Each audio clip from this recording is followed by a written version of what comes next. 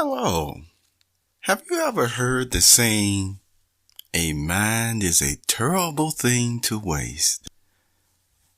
I know persons over 40 have heard that, and persons also over 40 have learned to even recognize in others when they will be over 40 to understand their capabilities and to understand already what they may be going through in life. As you know, over the past 2 or 3 weeks, I've been working quite a bit, going through my website and also other areas on my networks and things of that nature, because I've had to do some cleanup, some fixes. And it's interesting sometimes to see that some of the very fixes that I've made, I'll go back again, and it seems like I have to fix them over. You know, I've mentioned before that the Product of Culture PocbooksCrypto website is a very beneficial and I would say valuable website. You know, sometimes I always like to use the analogy that when a person goes for a job or what have you, what do you put down on your resume? You put down what you're capable of doing. You show them what you're capable of doing, and you prove it just for a basic job or even an extended project. And then you shake your hands with the person and say, yes, you have the skills, and you just go ahead and you make the deal, and then you go about your business after you complete the job. You see what I'm saying? That's the way it normally works. And so here is the point on this end. When you are putting down and filling out your resume, or what you are capable of doing or accomplishing, this is what is totally expected from the person who wants to know, hey, is this person going to be a good mechanic? Can this person fix my website? Can this person do this or that? Whatever the specific job is. Now, sometimes you will find out that a person may have other skills, and you may want to, you know, I guess you could say, ask them for their help in the future on these skills. But some persons are certainly just satisfied in what, look, this is my skill, this is my occupation, this is what I enjoy doing. Now, maybe on the side or something sometimes, hey, I'll be glad to help you out in that area, but this is what I'm applying for. And you can always sometimes thank the person and say, you know, I really do appreciate that you think of me in this other way or what have you as far as this job, but this is what I'm applying for. And then the person or the employer who respects you, it respects what, you know, you're trying to do or what have you, or will either hire you for that specific job. But once again, at the very least, if they want somebody who's going to do more, then they would normally let you know then that they're looking for somebody else.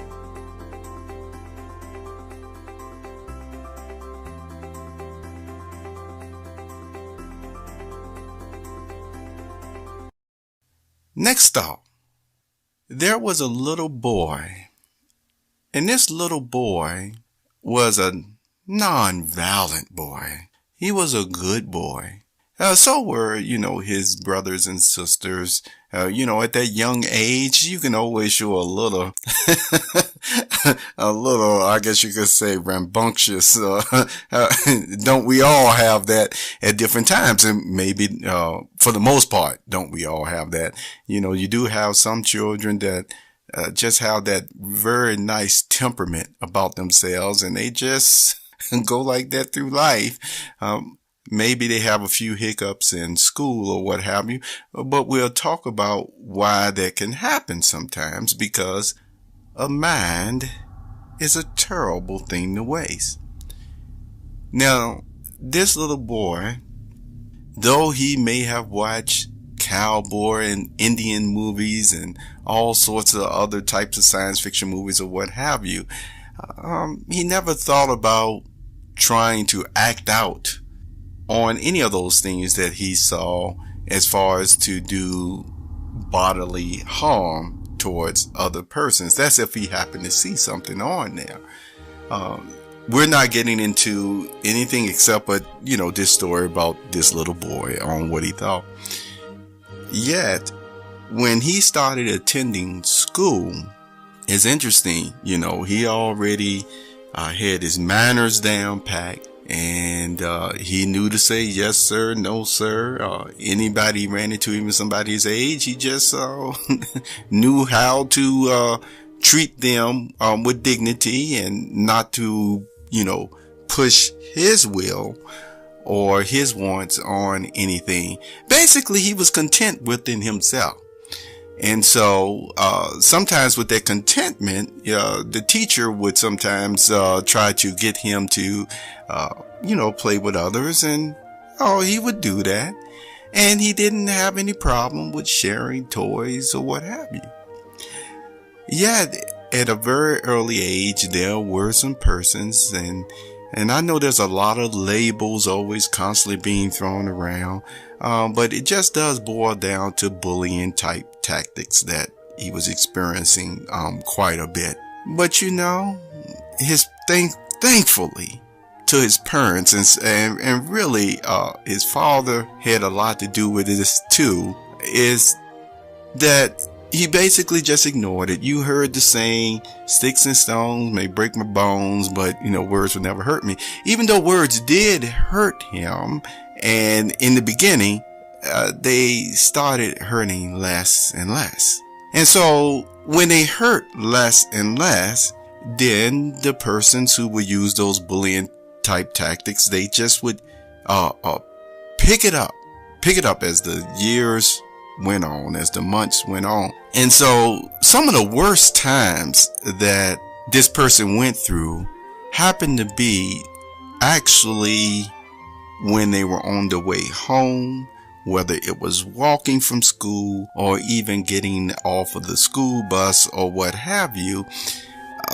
These bullies just would pick on him and and he took it.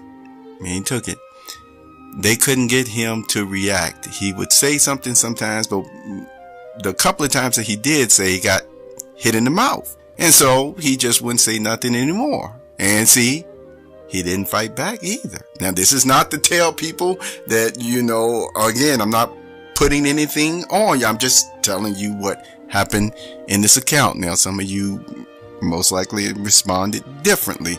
Okay, and I'm not talking about that. Just keep in mind, mind is a terrible thing to waste. So, one day, all of a sudden, it was a rumor going around that there was going to be a fight after school.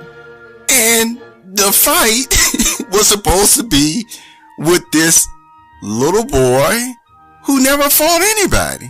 For the most part, just got beat up sometimes, just hit in the face. Like I say, he would never fight back.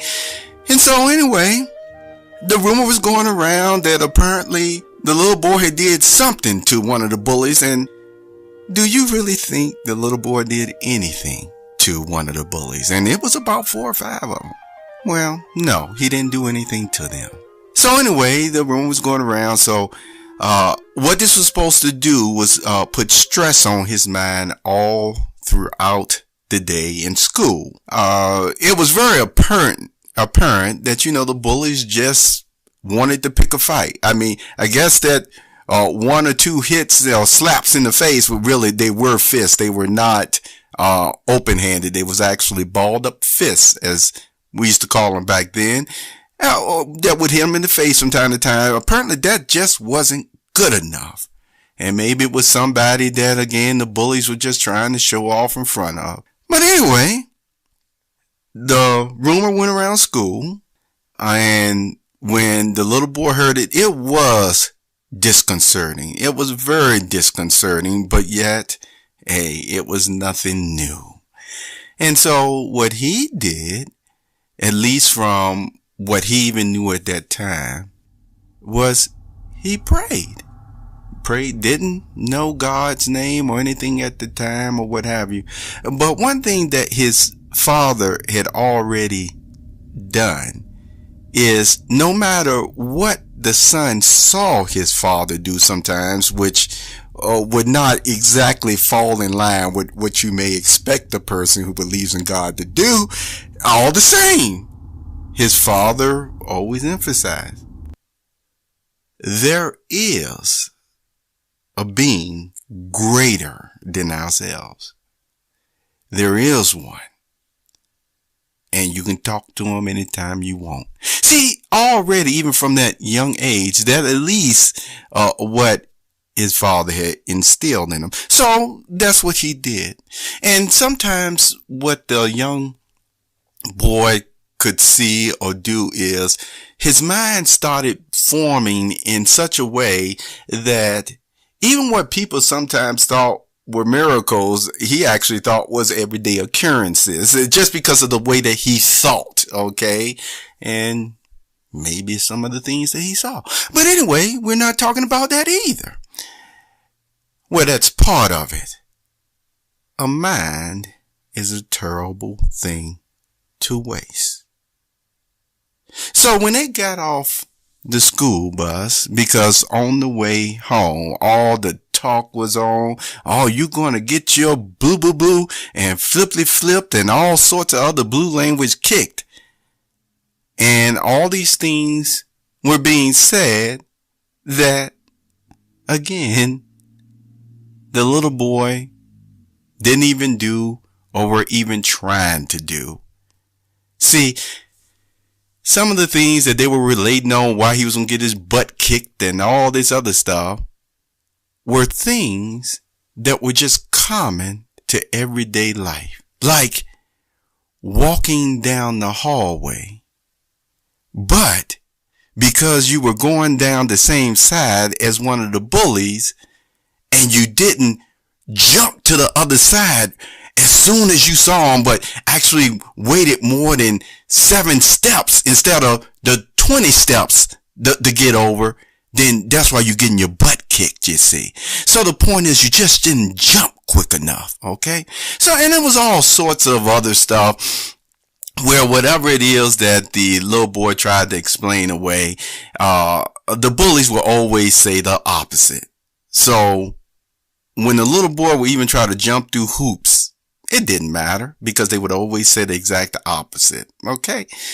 Now, when they got off the school bus, the one bully that was assigned to kick his butt got in his way and he kept pushing him. The little boy just tried to go around. And then the whole school bus just basically everybody that got off at that stop just circled him so he couldn't even go around. Now these are some of the persons, they weren't even bullies in themselves, but because they were caught up in this crowd of the young age, they became a part of it. Some of them didn't agree with it, but do you think it stopped them from being a part of that circle, keeping the little boy from going home? I don't think I have to answer that, do I? So, in a way, he got pushed 2 or 3 times and he just told him, I'm not going to fight you. I'm not going to fight you. And it wasn't so much of the little boy being scared, even though he wasn't terrified. He was just a regular scare. It just didn't make any sense to him to do it anyway. So, what they did next was they took these branches, these small little flower or twigs or what have you, and they put it on the little boy's shoulder. Now, some of you know, well, only maybe a couple of you really know about this history that I share with you, but they put it on the little boy's shoulder, and then the bully knocked it off and said, "That's your mama." And the little boy was like, he knew in his mind, that's not my mama. But what do you think the crowd in the circle was saying? Oh, he knocked your mama off your shoulder. Oh, and stuff like, and the little boy knew it wasn't. So they couldn't get him to react to that. So then the little boy just stood there and they put the little twig on his shoulders again. The bully knocked it off his shoulders again. Ooh, that's your mama twice, blah, blah, blah, blah. So anyway, the little boy didn't do anything. So then they took the twigs and they put it on top of the bully's shoulder. And the bully walked even closer to him. And then they tried to take the little boy's hand and they tried to, force him to knock the twig off the bully's shoulder. And the little boy was just straining like, no, you're not going to let me. So then they would hit him for not allowing him, for them to take his arm to hit the twig or his hand off the bully's shoulder. Isn't that something? A mind is a terrible thing to waste. All the while, you could hear the crowd yelling and screaming about this or that or what have you. And the little boy wouldn't do anything. So then, what they finally did was one bully came up behind him and he pushed him into the other bully. And the twig was knocked off the bully's shoulder. And then the bully started beating up on him, pounding on him. And so the little boy started fighting back the best he could. He was getting his butt kicked, though. I'm letting you know like that. And then another bully jumped in. It only took one, but then two jumped in. And they just beat that boy up, tore his clothes and all this other stuff that they did. And then, once again, the little boy fought, but, he lost.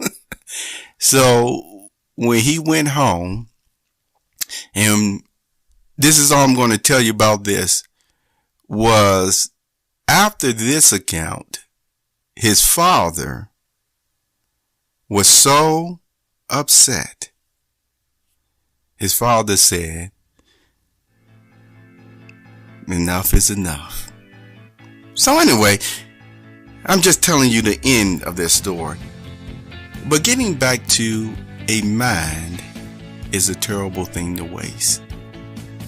See, often we teach our children that the world doesn't revolve around you. Don't we do that? And then you've seen me write other articles on PocbooksCrypto about bullying and how sometimes a person can become an expert in something that they didn't set out to be or to do. Well, with that being said, on the bullying, I have emphasized before that when you can have a little light shining in you of something good, you see. And it doesn't mean that you think more of yourself than what is necessary, just because you've been taught manners, respect, dignity, and especially respecting other people's boundaries. That doesn't mean that you're saying that you're something special. And that doesn't mean you're even saying, look at me, look at me. It's just something about goodness, and even Jesus talked about this, that it shines a light, you see. So sometimes, whether you're not trying to be the center of attention, it can make you the center of attention just as well. And what you have to realize is that you will experience, and the good book talks about this too, that it uses in this terms, it basically said everyone who's really trying to live a life of godly devotion. And so there's a lot of good stuff that goes along with that. It basically says, if I was to do it in another translation, you will be bullied, but it actually says you will be persecuted. Why do you need to know this? Because there is still this belief that you attract what you are. So sometimes if all of a sudden you are being surrounded by this type of person or that type of person or what have you, and you're being beat up or what have you, it doesn't mean that you are a bad person. You see?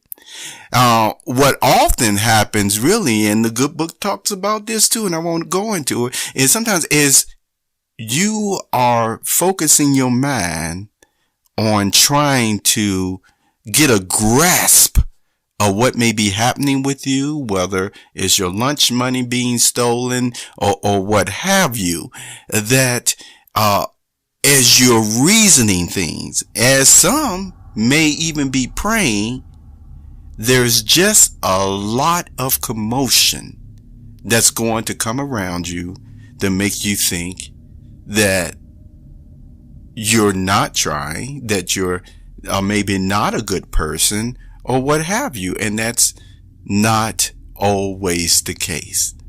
In fact, even if it is the case, one thing that some of you who look at a lot of documentaries and stuff and psychology and things of that nature, you know that you do get more bees with honey, so to speak, rather than vinegar.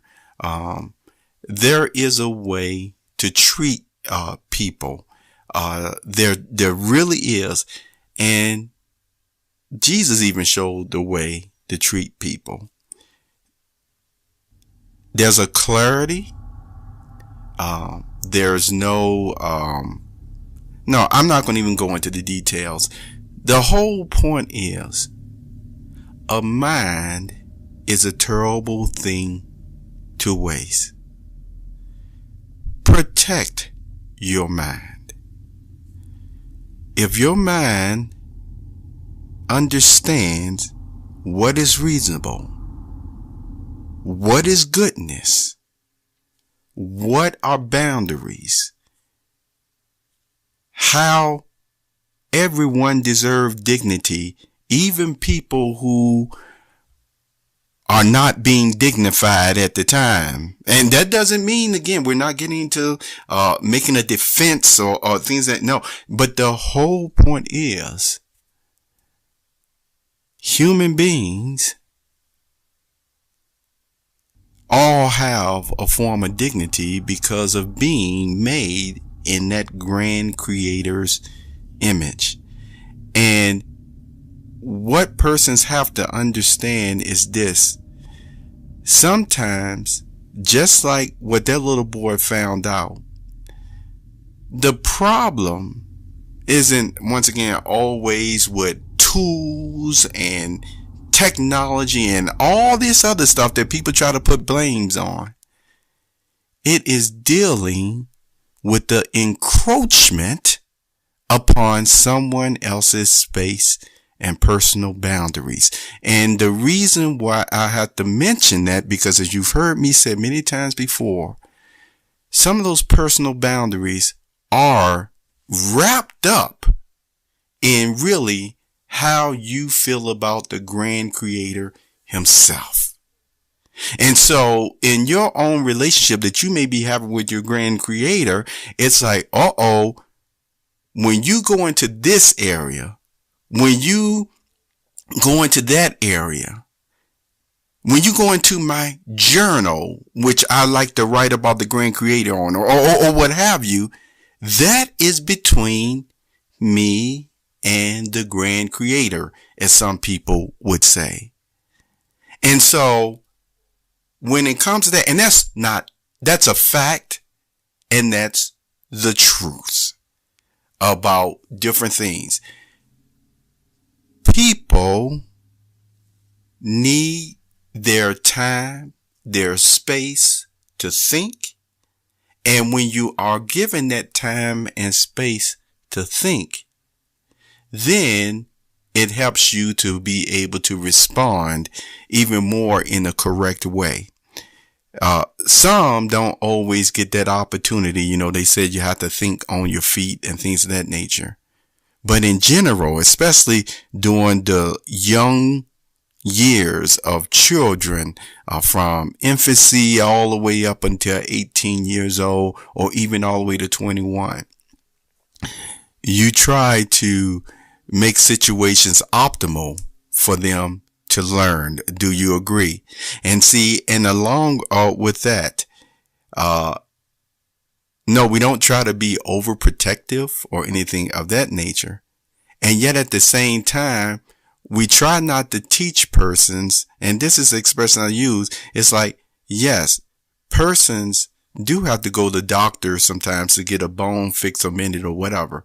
But would you go to that same doctor if that doctor actually was the one who broke your arm just so you'll have to go to get it fixed by them? I don't think too many people would. So, a mind is a terrible thing to waste. Your mind, you have to protect it, not only with good thoughts, not only with things that you learned in the past, because sometimes you will hear me talk about history and things in the past all the time. And it doesn't mean that I have any, how can I put it, real hurtful feelings about even talking about history. I talk about it because history actually imparts experience that sometimes a person don't even have to go to, that may not be 40 yet, but you want to make sure you give them that experience so that they'll make it to 40 and over, if you know what I'm talking about. So you share history, and it is good when you can still talk about some of the rough spots and still be okay with it. And then you can still even savor the good times that were even during some of the most hard times. But the point is, you share these things so that sometimes the person can at least avoid those rough spots that didn't even have to happen. You give them your wisdom, your feelings about matters, and just think, they didn't even have to go through the hardship to get it, because you taught it in such a way that they felt everything that you feeling and felt, and it's like you imparted it right into them. And if you teach it just right, if you got a well receptive heart for it, it sticks with them. So in closing, here is the point. Sometimes people feel like you got to put somebody through this or that in order for them to get it. And that isn't always the case. As my mother used to say, the harder the head, the softer the behind. And what that just meant is, the more stubborn a person with it, or what have you, who just don't want to do right, the more they got to get beat up or whatever, or a whooping or discipline in that way. And yet, sometimes people get in the mode thinking everybody is made up in that way. And everybody isn't made up in that way. You can have some persons, and you do have some persons, well, all you got to do is say one word to them in a clear manner, in a sincere manner, and it can have all the effect that you want to have on them than having to go to heavy-handedness, because they're not made up in the same way as that other person, as my mother would say, is hard-headed. They're just not. So you have to cater your instruction and your discipline to them, and not try to force it upon them just because maybe, and I'm saying this respectfully, maybe because of you having to be dealt with in that way. Because all it's going to do is what maybe have straightened out your mind could actually turn their mind in a different way. See? And we could go into details about something that even Jesus warned about on doing that, but I won't. So anyway, a mind is a terrible thing to waste. Take care.